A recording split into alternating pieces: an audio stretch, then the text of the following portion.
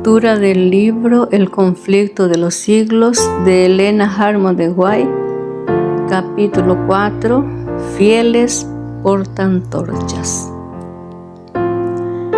Aunque sumida a la tierra tinieblas durante el largo periodo de la supremacía papal, la luz de la verdad no pudo apagarse por completo. En todas las edades hubo testigos de Dios, hombres que conservaron su fe en Cristo como único mediador entre Dios y los hombres, que reconocían la Biblia como única regla de vida y santificaban el verdadero día de reposo. Nunca sabrá la posteridad cuánto debe el mundo a esos hombres. Se les marcaba como herejes. Los móviles que los inspiraban eran impugnados, su carácter difamado y sus escritos prohibidos, adulterados o mutilados. Sin embargo, permanecieron firmes y de siglo en siglo conservaron pura su fe, como herencia sagrada para las generaciones futuras. La historia del pueblo de Dios durante los siglos de oscuridad que siguieron a la supremacía de Roma está escrita en el cielo, aunque ocupa escaso lugar en las crónicas de la humanidad. Pocas son las huellas de su existencia. Pueden encontrarse fuera de las que se encuentren en las acusaciones de sus perseguidores. La política de Roma consistió en hacer desaparecer toda huella de oposición a sus doctrinas y decretos. Trató de destruir todo lo que era herético, bien se tratase de personas o de escritos. Las simples expresiones de duda u objeciones acerca de la autoridad de los dogmas papales bastaban para quitarle la vida al rico o al pobre, al poderoso o al humilde. Igualmente se esforzó Roma en destruir todo lo que denunciase su crueldad contra los disidentes. Los concilios papales decretaron que los libros y escritos que hablasen sobre el particular fuesen quemados. Antes de la invención de la imprenta eran pocos los libros y su forma no se prestaba para conservarlos. De modo que los romanistas encontraron pocos obstáculos para llevar a cabo sus propósitos. Ninguna iglesia que estuviese dentro de los límites de la jurisdicción romana gozó mucho tiempo en paz de su libertad de conciencia. No bien se hubo hecho dueño del poder, el papado extendió los brazos para aplastar a todo el que rehusara reconocer su gobierno, y una tras otra las iglesias se sometieron a su dominio. En Gran Bretaña el cristianismo primitivo había echado raíces desde muy temprano. El evangelio recibido por los habitantes de este país en los primeros siglos no se había corrompido con la apostasía de Roma. La persecución de emperadores paganos que se extendió hasta aquellas remotas playas fue el único don que las primeras iglesias de Gran Bretaña recibieron de Roma. Muchos de los cristianos que huían de la persecución en Inglaterra hallaron refugio en Escocia. De allí la verdad fue llevada a Irlanda y en todos esos países fue recibida con gozo. Luego que los sajones invadieron a Gran Bretaña, el paganismo llegó a predominar. Los conquistadores desdeñaron ser instruidos por sus esclavos y los cristianos tuvieron que refugiarse en los páramos. No obstante, la luz, escondida por algún tiempo, siguió ardiendo.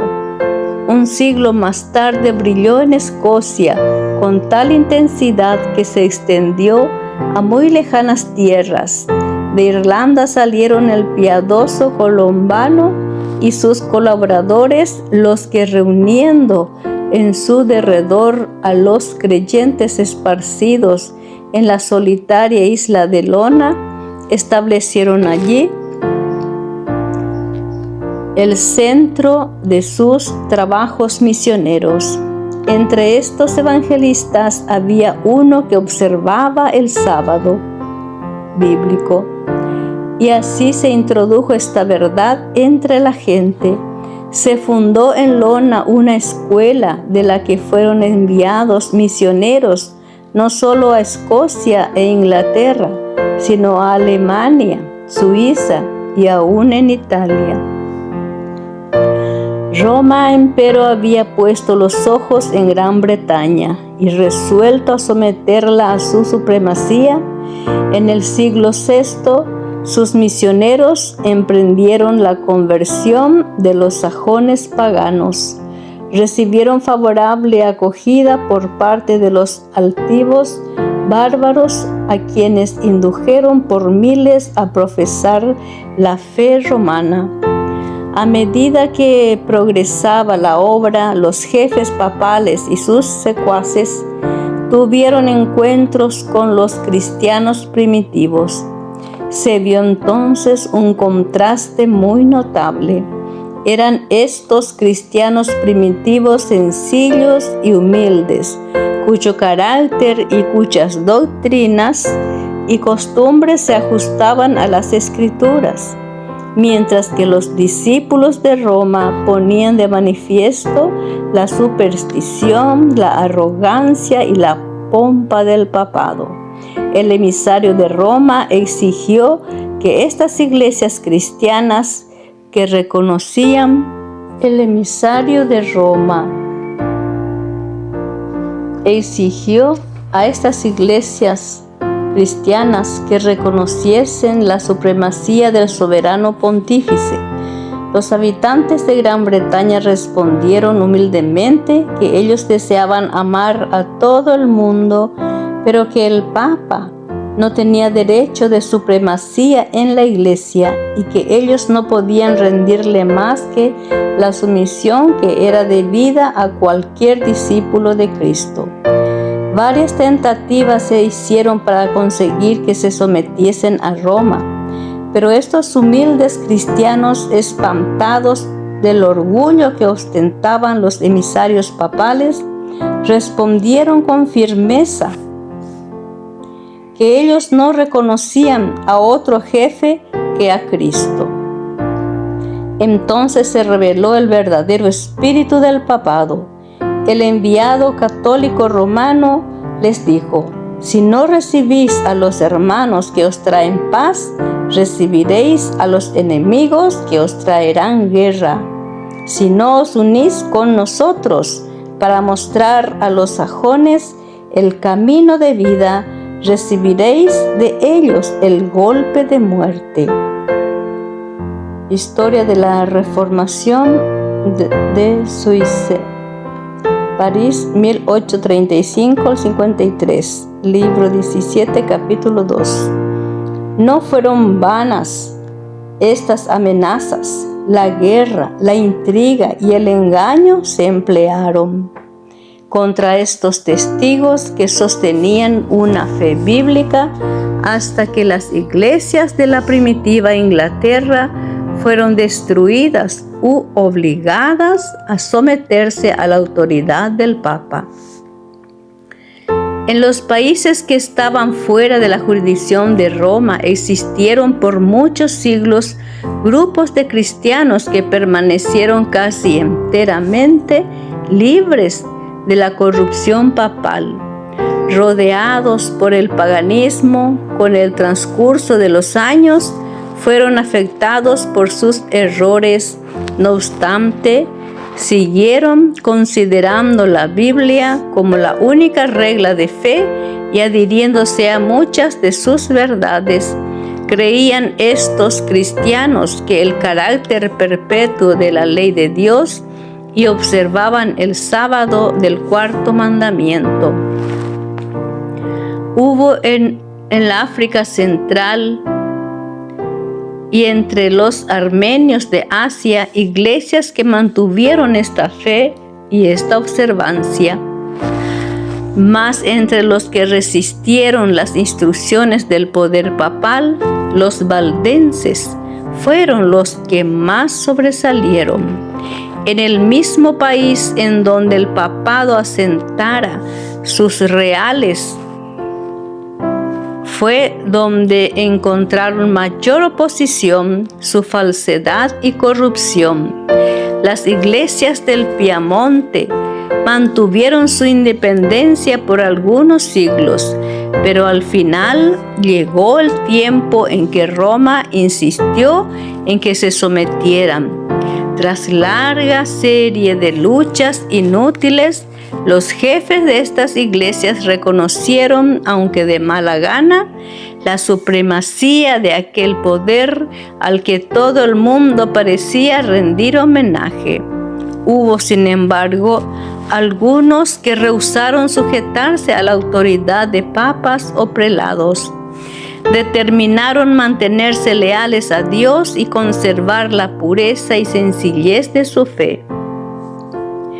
Se efectuó una separación. Los que permanecieron firmes en la antigua fe se retiraron. Algunos, abandonando sus tierras de los Alpes, alzaron el pendón de la verdad en países extraños. Otros se refugiaron en los valles solitarios y en los baluartes peñascosos de las montañas. Allí conservaron su libertad para adorar a Dios.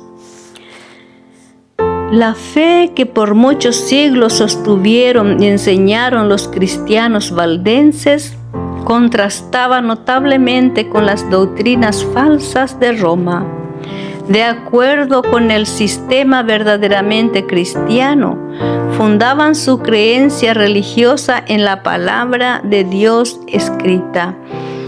Pero esos humildes campesinos, con sus oscuros retiros, alejados del mundo y sujetos a penosísimo trabajo diario entre sus rebaños y viñedos, no habían llegado de por sí al conocimiento de la verdad, que se oponía a las dogmas y herejías de la iglesia apóstata.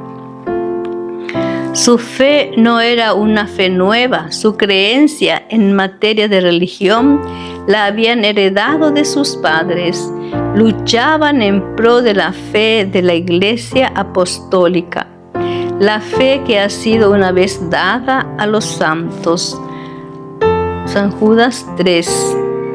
La iglesia del desierto, y no la soberbia jerarquía que ocupaba el trono de la gran capital, era la verdadera iglesia de Cristo, la depositaria de los tesoros de verdad que Dios confiara a su pueblo para que los diera al mundo. Entre las causas principales que motivaron la separación entre la verdadera iglesia y Roma, se contaba el odio de ésta hacia el sábado bíblico. Como se había predicho en la profecía, el poder papal echó por tierra la verdad. La ley de Dios fue pisoteada, mientras que las tradiciones y las costumbres de los hombres eran ensalzadas. Se obligó a las iglesias que estaban bajo el gobierno del papado a honrar el domingo como día santo. Entre los errores de la superstición que prevalecían muchos de los verdaderos hijos de Dios se encontraban tan confundidos que a la vez que observaban el sábado, se abstenían de trabajar el domingo. Mas esto no satisfacía a los jefes papales. No solo exigían que se santificara el domingo, sino que se profanara el sábado, y acusaban en los términos más violentos a los que se atrevían a honrarlo. Solo huyendo del poder de Roma era posible obedecer en paz a la ley de Dios. Los valdenses se contaron entre los primeros de todos los pueblos de Europa que poseyeron una traducción de las Santas Escrituras. Centenares de años antes de la Reforma tenían ya la Biblia manuscrita en su propio idioma. Tenían pues la verdad sin adulteración, y esto los hizo objeto especial del odio y de la persecución.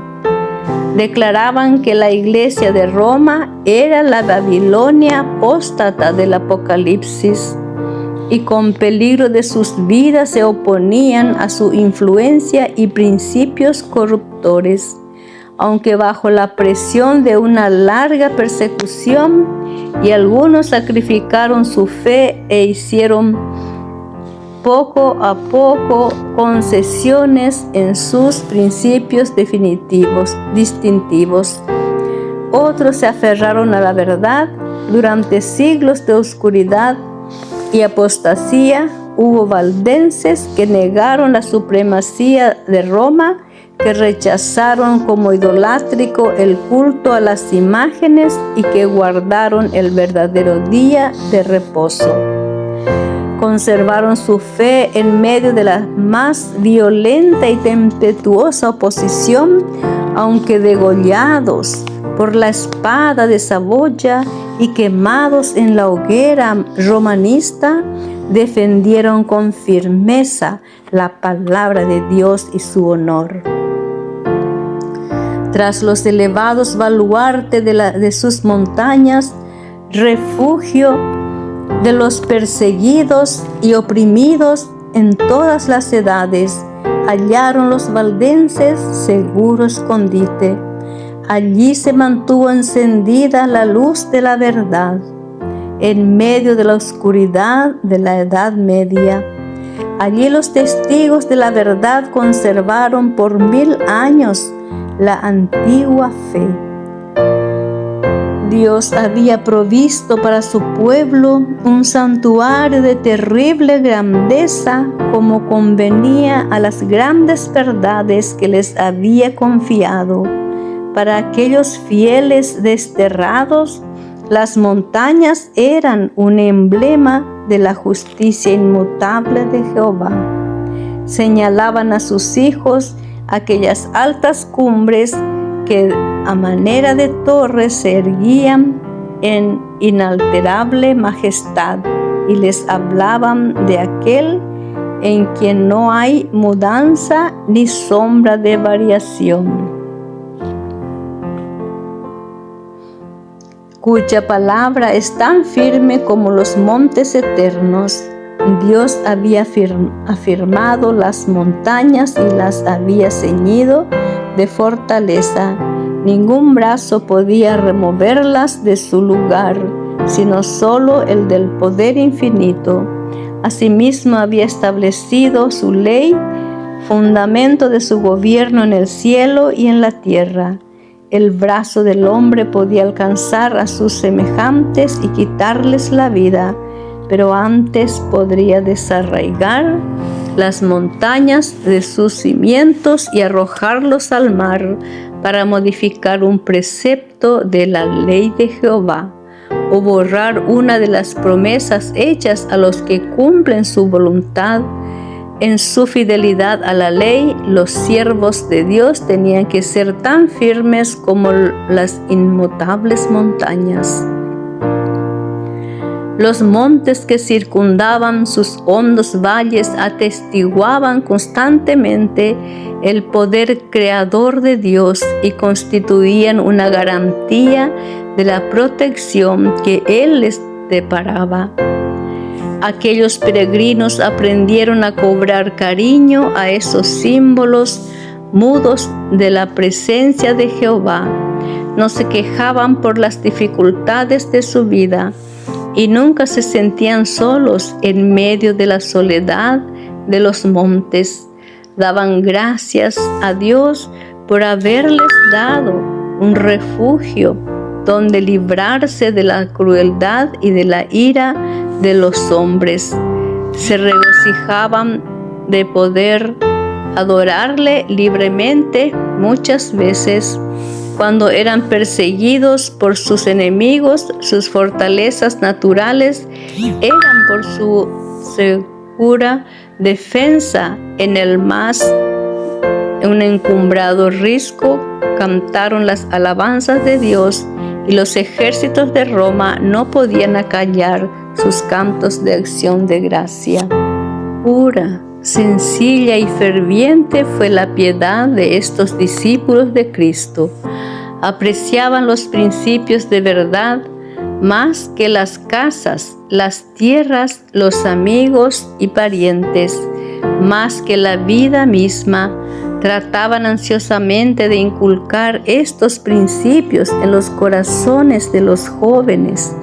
Desde su más tierna edad, estos recibían instrucción en las sagradas escrituras y se les enseñaba a considerar sagrados los requerimientos de la ley de Dios. Los ejemplares de la Biblia eran raros, por eso se aprendían de memoria sus preciosas palabras. Muchos podían recitar grandes porciones del Antiguo Testamento y del Nuevo.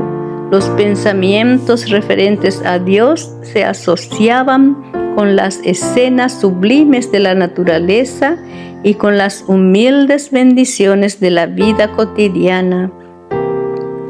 Los niños aprendían a ser agradecidos a Dios como al dispensador de todos los favores y de todos los consuelos. Como padres tiernos y afectuosos, amaban a sus hijos con demasiada inteligencia para acostumbrarlos a la complacencia de los apetitos. Les esperaba una vida de pruebas y privaciones y tal vez el martirio. Desde niños se les acostumbraba a sufrir penurias, a ser sumisos y sin embargo capaces de pensar y obrar por sí mismos. Desde temprano se les enseñaba a llevar responsabilidades, a hablar con prudencia y a apreciar el valor del silencio.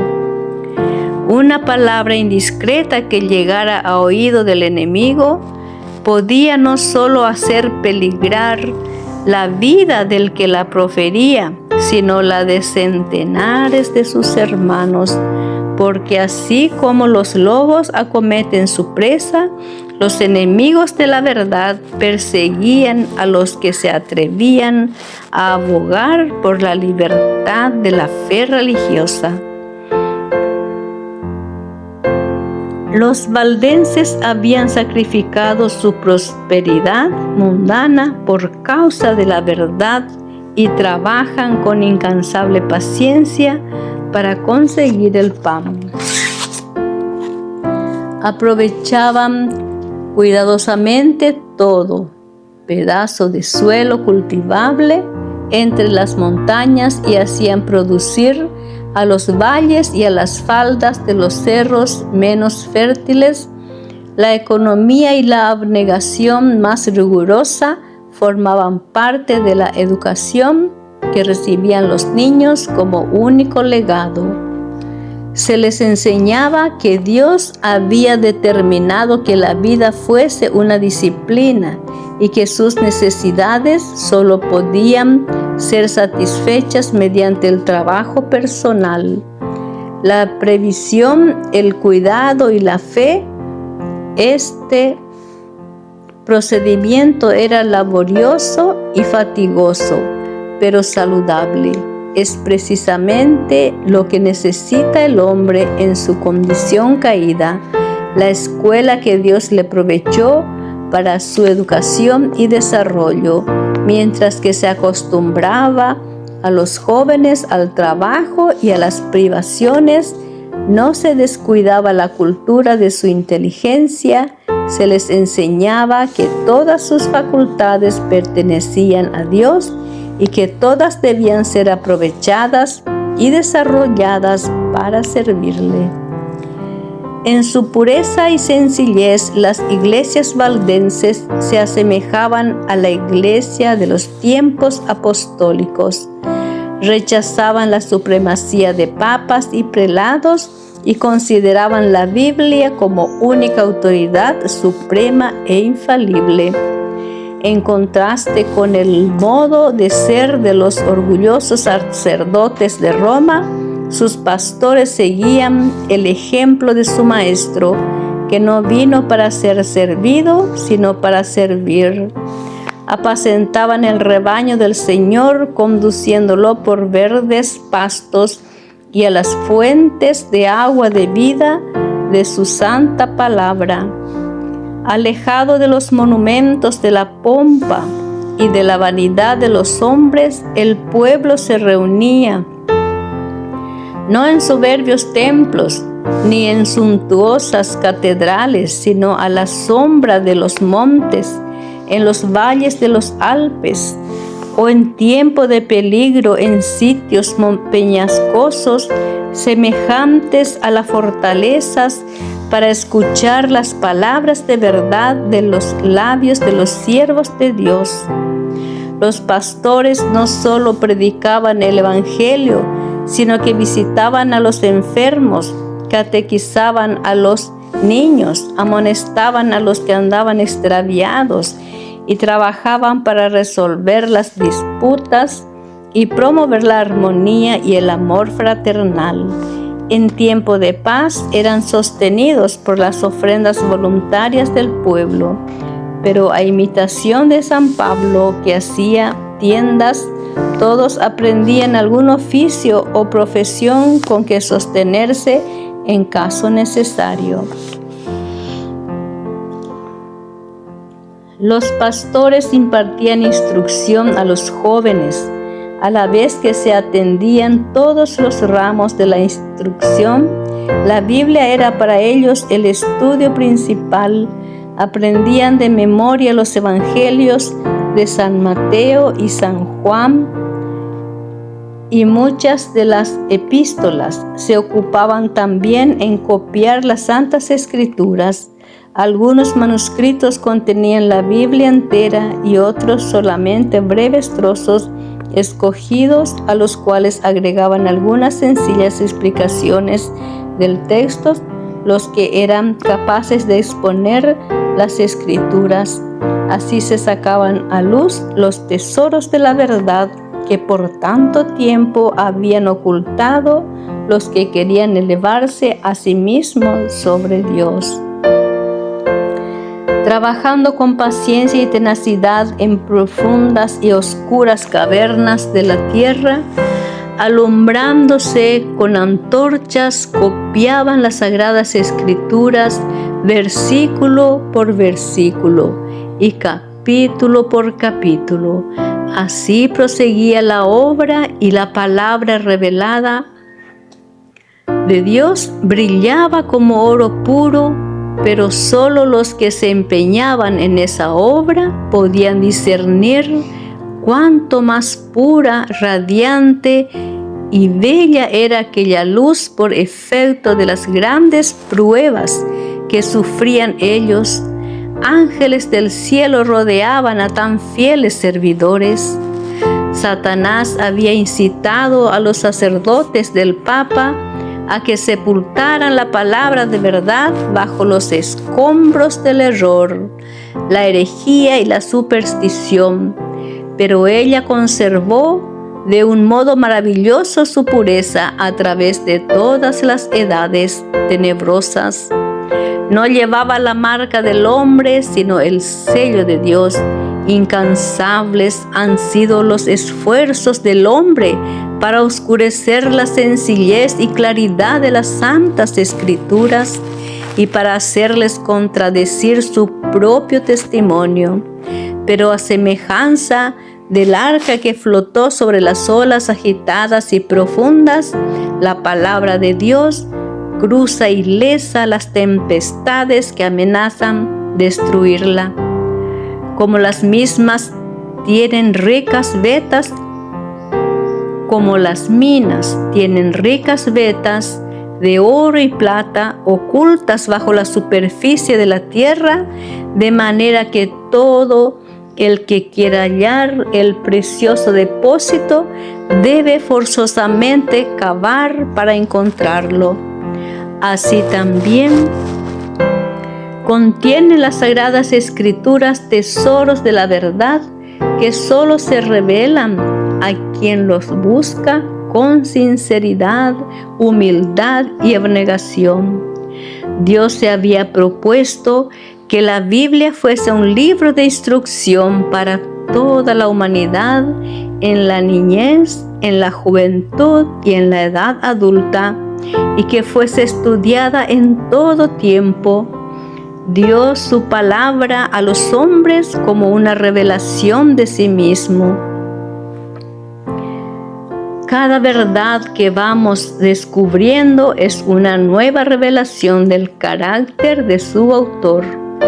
El estudio de las Sagradas Escrituras es el medio divinamente instituido para poner a los hombres en comunión más estrecha con su Creador y para darles a conocer más claramente su voluntad.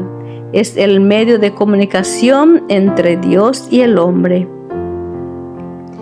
Si bien los valdenses consideraban el temor de Dios como el principio de la sabiduría, no dejaban de ver lo importante que es tratar con el mundo, conocer a los hombres y llevar una vida activa para desarrollar la inteligencia y para despertar las percepciones de sus escuelas en las montañas.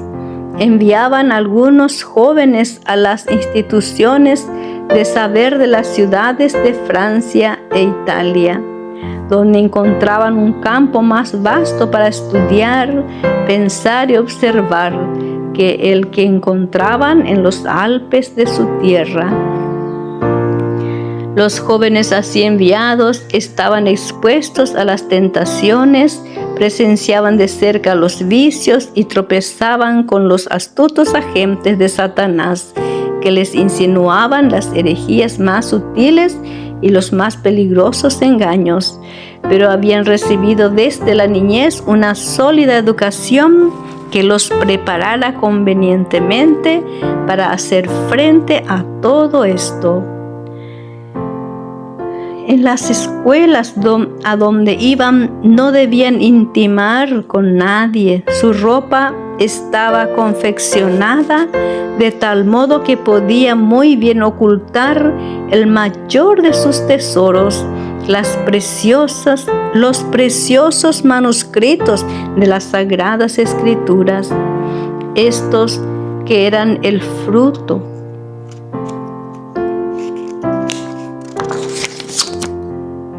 de meses y años de trabajo. Los llevaban consigo siempre que podían hacerlo sin despertar sospecha.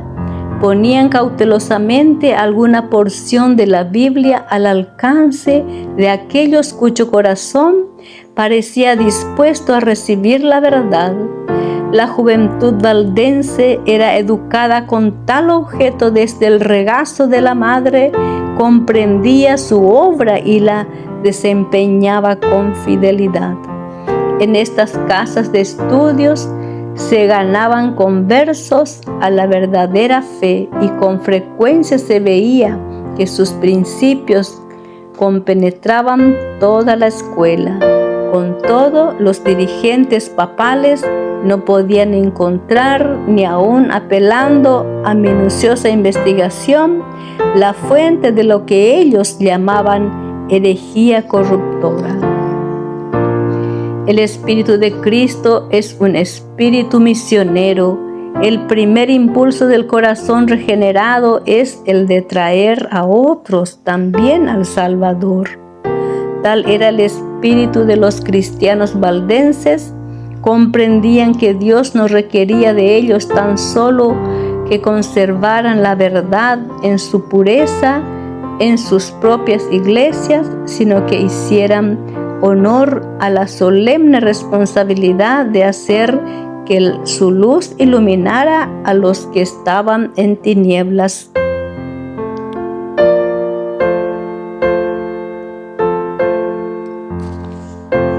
Con el gran poder de la palabra de Dios, procuraban destrozar el yugo que Roma había impuesto. Los ministros valdenses eran educados como misioneros, y a todos los que pensaban dedicarse al ministerio se les exigía primero que adquiriesen experiencia como evangelistas. Todos debían servir 3 años en alguna tierra de misión antes de encargarse de alguna iglesia en la suya. Este servicio, que desde el principio requería abnegación y sacrificio, era una preparación adecuada para la vida que los pastores llevaban en aquellos tiempos de prueba. Los jóvenes eran ordenados para el sagrado ministerio. No veían en perspectiva ni riquezas ni gloria terrenales, sino una vida de trabajo, peligro y quizás el martirio. Los misioneros salían de 2 en 2 como Jesús se lo mandaba a sus discípulos. Casi siempre se asociaba a un joven con un hombre de edad madura y de experiencia, que le servía de guía y de compañero, y que se hacía responsable de su educación, exigiéndose del joven que fuera sumiso a la enseñanza.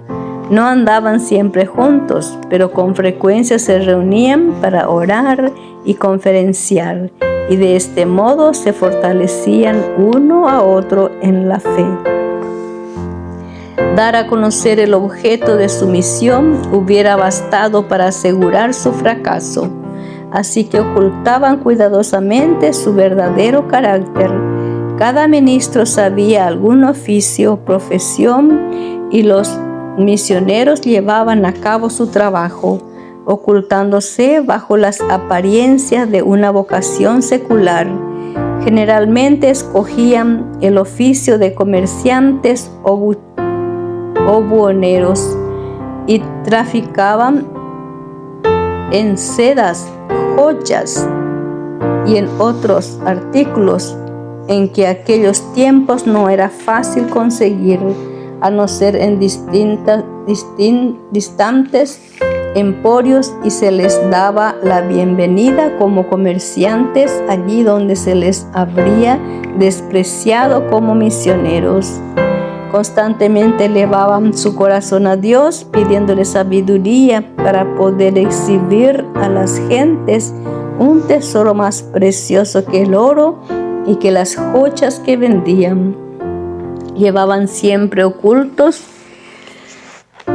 ejemplares de la Biblia entera y porciones de ella, y siempre que se presentaba la oportunidad, llamaban la atención de sus clientes a dichos manuscritos. Con frecuencia despertaban así el interés por la lectura de la palabra de Dios, y con gusto dejaban algunas porciones de ella a los que deseaban tenerlas. La obra de estos misioneros empezó al pie de sus montañas, en las llanuras y valles que los rodeaban, pero se extendió mucho más allá de esos límites. Descalzos y con ropa tosca, y desgarrada por las asperezas del camino, como la de su maestro, pasaban por grandes ciudades y se internaban en lejanas tierras. En todas partes esparcían la preciosa semilla. Doquiera fueran se elevaban iglesias y la sangre de los mártires daba testimonio de la verdad. El día de Dios pondrá de manifiesto una rica cosecha de almas cegada por aquellos hombres tan fieles.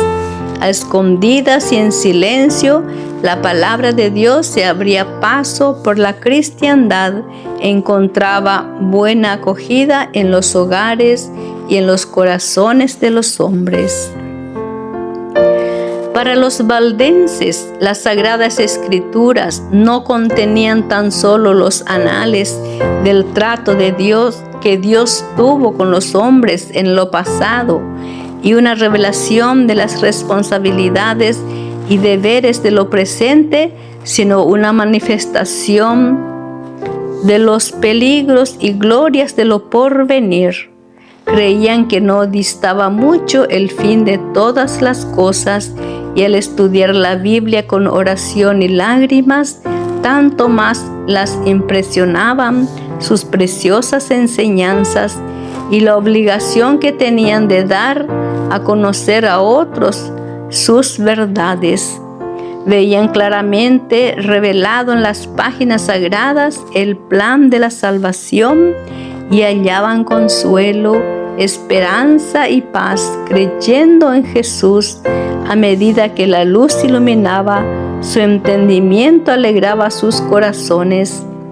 Deseaban con ansia ver derramarse sus rayos sobre aquellos que se hallasen en la oscuridad del error papal. Veían que muchos, guiados por el Papa y los sacerdotes, se esforzaban en vano por obtener el perdón mediante las mortificaciones que imponían a sus cuerpos por el pecado de sus almas.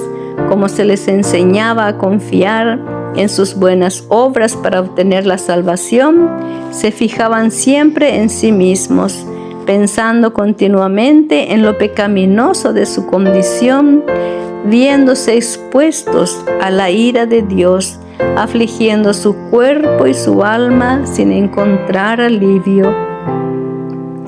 Así es como las doctrinas de Roma tenían sujetas a las almas concienzudas.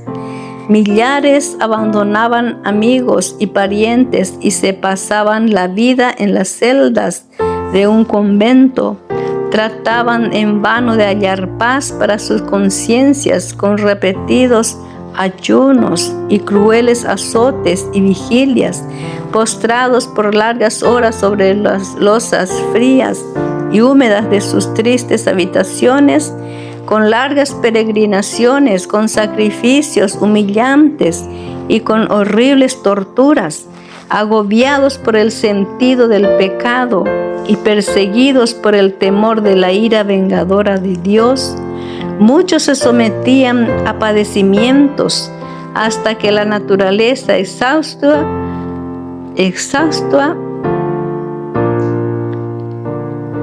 concluía por sucumbir y bajaban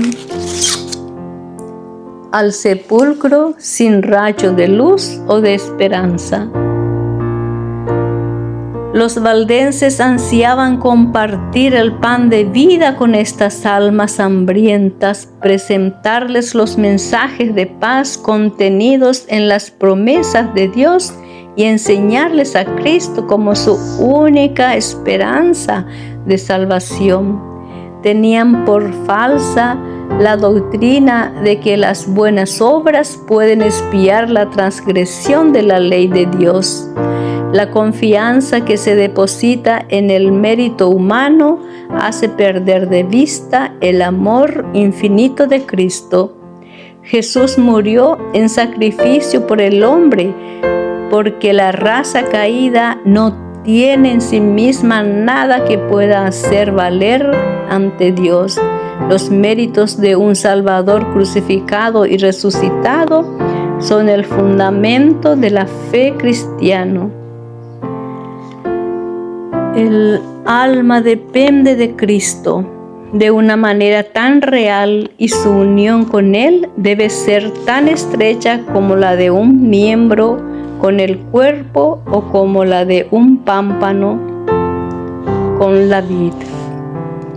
Las enseñanzas de los papas y de los sacerdotes habían inducido a los hombres a considerar el carácter de Dios y aún el de Cristo como austero, tétrico y antipático. Se representaba al Salvador tan desprovisto de toda simpatía hacia los hombres caídos que era necesario invocar la mediación de los sacerdotes y de los santos, aquellos cuya inteligencia había sido iluminada por la palabra de Dios.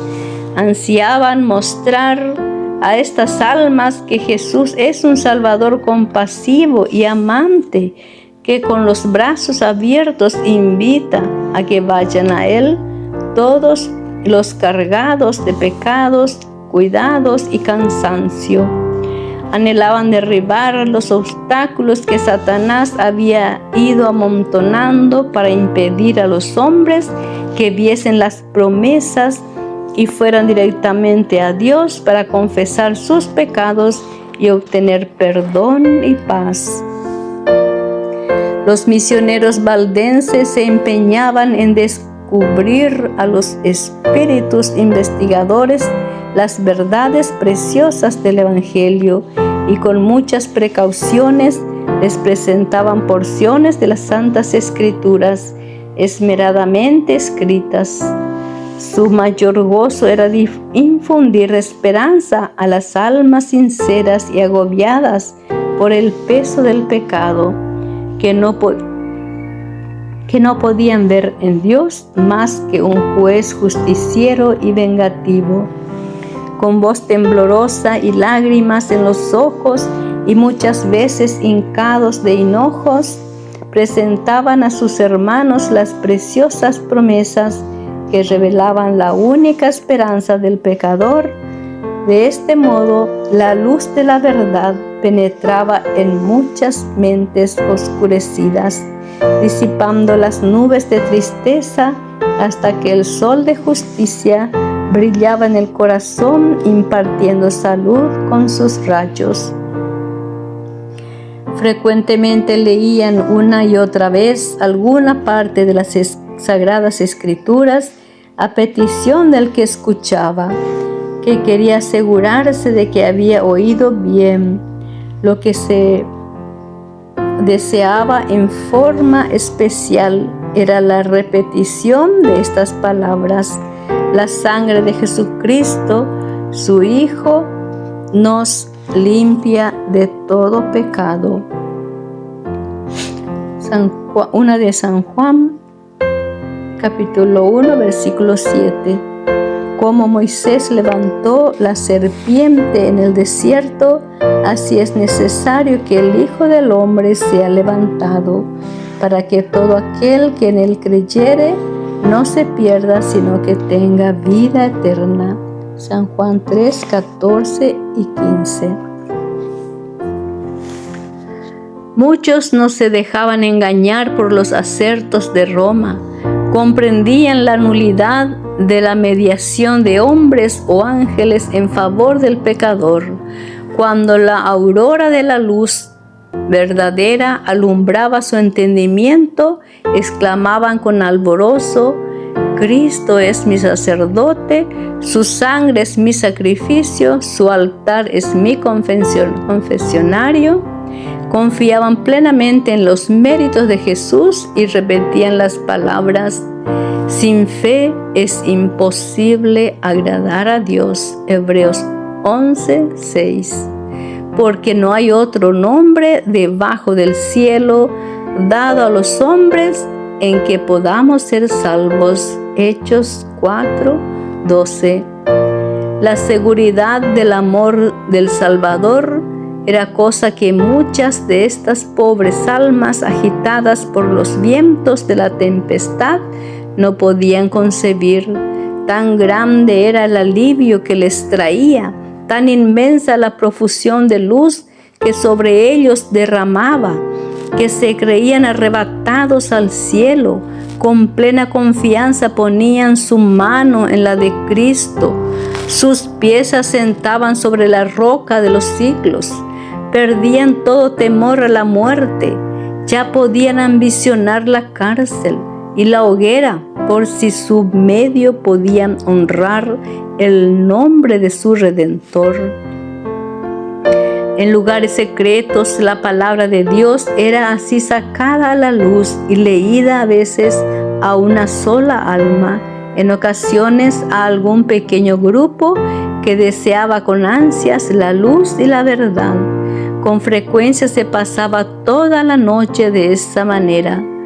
Tan grandes eran el asombro y la admiración de los que escuchaban, que el mensajero de la misericordia, con no poca frecuencia, se veía obligado a suspender la lectura hasta que el entendimiento llegara a darse bien cuenta del mensaje de salvación. A menudo se proferían palabras como estas: ¿aceptará Dios en verdad mi ofrenda? ¿Me mirará con ternura? ¿Me perdonará? La respuesta que se les leía era: venid a mí todos los que estáis cansados y agobiados, y yo os daré descanso. San Mateo 11:28. La fe se aferraba de las promesas que se oía esta alegre respuesta: ya no habrá que hacer más peregrinaciones ni viajes penosos a los santuarios. Puedo acudir a Jesús tal como soy, pecador e impío, seguro de que no desechará la oración del arrepentimiento. Los pecados te son perdonados, los míos, sí, aún los míos pueden ser perdonados. Un raudal de santo gozo llenaba el corazón y el nombre de Jesús era ensalzado con alabanza y acción de gracias. Esas almas felices volvían a sus hogares a derramar luz para contar a otros lo mejor que podían, lo que habían experimentado y cómo habían encontrado el verdadero camino. Había un poder extraño y solemne en las palabras de las Santas Escrituras que hablaba directamente al corazón de aquellos que anhelaban la verdad. Era la voz de Dios que llevaba el convencimiento a los que oían. El mensajero de la verdad proseguía su camino, pero su apariencia humilde, su sinceridad, su formalidad y su fervor profundo se presentaban frecuentes observaciones. En muchas ocasiones sus oyentes no les preguntaban de dónde venía ni a dónde iba. Tan embargados se hallaban al principio por la sorpresa y después por la gratitud y el gozo, que no se les ocurría hacerle preguntas. Cuando le habían instado a que los acompañara a sus casas, les había contestado que debía primero ir a visitar las ovejas perdidas del rebaño. ¿Sería un ángel del cielo?, se preguntaban. En muchas ocasiones no se volvía a ver al mensajero de la verdad. Se había marchado a otras tierras, o su vida se consumía en algún calabozo desconocido, o quizás sus huesos blanqueaban en el sitio mismo donde había muerto, dando testimonio por la verdad. Pero las palabras que había pronunciado no podían desvanecerse. Hacían su obra en el corazón de los hombres, y solo en el día del juicio se conocerán plenamente sus preciosos resultados. Los misioneros valdenses invadían el reino de Satanás y los poderes de las tinieblas se sintieron incitados a mayor vigilancia. Cada esfuerzo que se hacía para que la verdad avanzara era observado por el príncipe del mal, y éste atizaba los temores de sus agentes. Los caudillos papales veían peligrar su causa debido a los trabajos de estos humildes viandantes.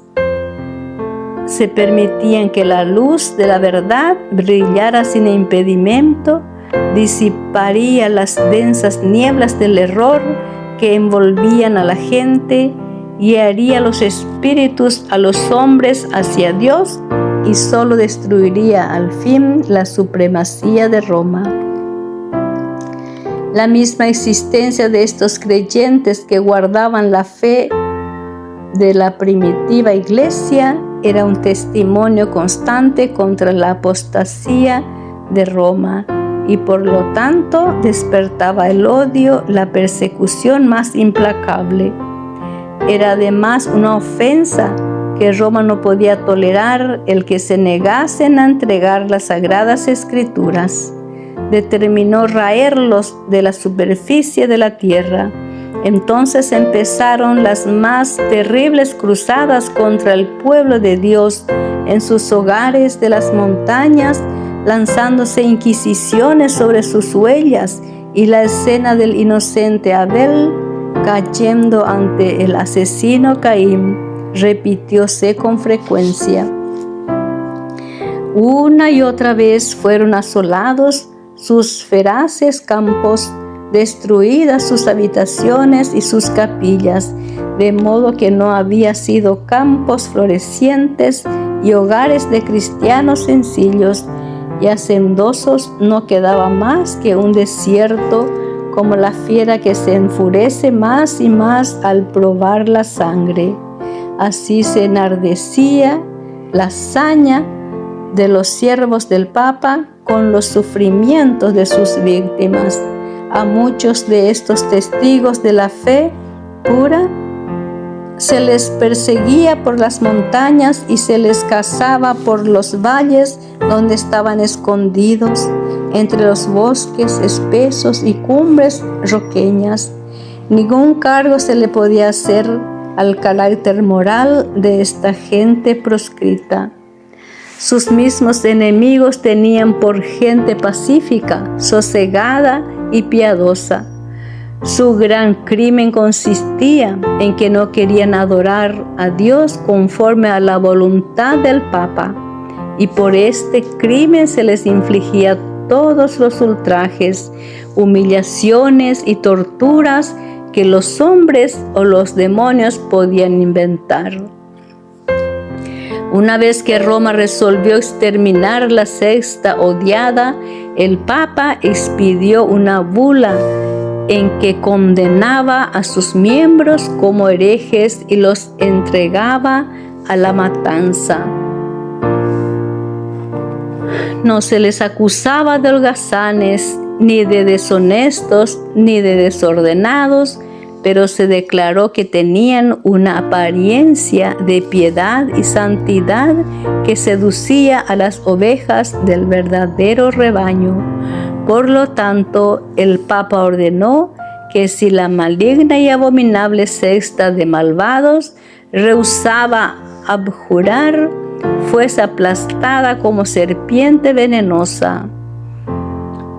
Willy, libro 16, capítulo 1. ¿Esperaba este altivo potentado tener que hacer frente otra vez a estas palabras? ¿Sabría que se hallaban archivadas en los libros del cielo para confundirle en el día del juicio? En cuanto lo hicisteis a uno de los más pequeños de estos mis hermanos, dijo Jesús, a mí lo hicisteis. San Mateo 25, 40. En aquella bula se convocaba a todos los miembros de la iglesia a participar en una cruzada contra los herejes, como incentivo para persuadirlos a que tomaran parte en tan despiadada empresa. absolvía a toda pena o penalidad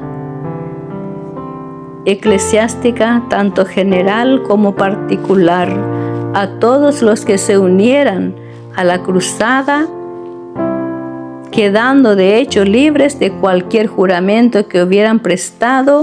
Declaraba legítimos sus títulos sobre cualquier propiedad que hubieran adquirido ilegalmente y prometía la remisión de todos sus pecados a aquellos que mataran a cualquier hereje. Anulaba todo contrato hecho en favor de los valdenses, ordenaba a los criados de estos que los abandonasen, prohibía a todos que les prestasen ayuda de cualquier clase y los autorizaba para tomar posesión de sus propiedades. Este documento muestra a las claras el Willie, libro 16, capítulo 1, qué espíritu satánico obraba detrás del escenario. Es el rugido del dragón y no la voz de Cristo lo que en él se dejaba oír. Los jefes papales no quisieron conformar su carácter con el gran modelo dado en la ley de Dios, sino que levantaron modelo a su gusto y determinaron obligar a todos a ajustarse a este, porque así lo había dispuesto Roma. Se penetraron las más horribles tragedias. Los sacerdotes y papas corrompidos y blasfemos hacían la obra que Satanás les señalara. No había cabida para la misericordia en sus corazones. El mismo espíritu que crucificara a Cristo y que matara a los apóstoles, el mismo que impulsara al sanguinario Nerón contra los fieles de su tiempo, estaban empeñados en exterminar a aquellos que eran amados de Dios. Las persecuciones que por muchos siglos cayeron sobre esta gente temerosa de Dios fueron soportadas por ella con una paciencia y constancia que honraban a su Redentor.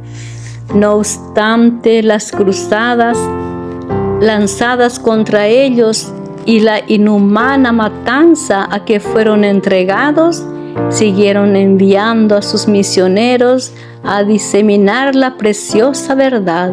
Se los buscaba para darles muerte, y con todo, su sangre regó la semilla sembrada que no dejó de dar fruto. De esta manera fueron los valdenses testigos de Dios siglo antes del nacimiento de Lutero. Esparcidos por muchas tierras, arrojaron la semilla de la Reforma que borró en tiempo de Wycliffe, se desarrolló y echó raíces en días de Lutero, para seguir creciendo hasta el fin de los tiempos mediante el esfuerzo de todos cuantos estén listos para sufrirlo todo a causa de la palabra de Dios y del testimonio de Jesús. Amén.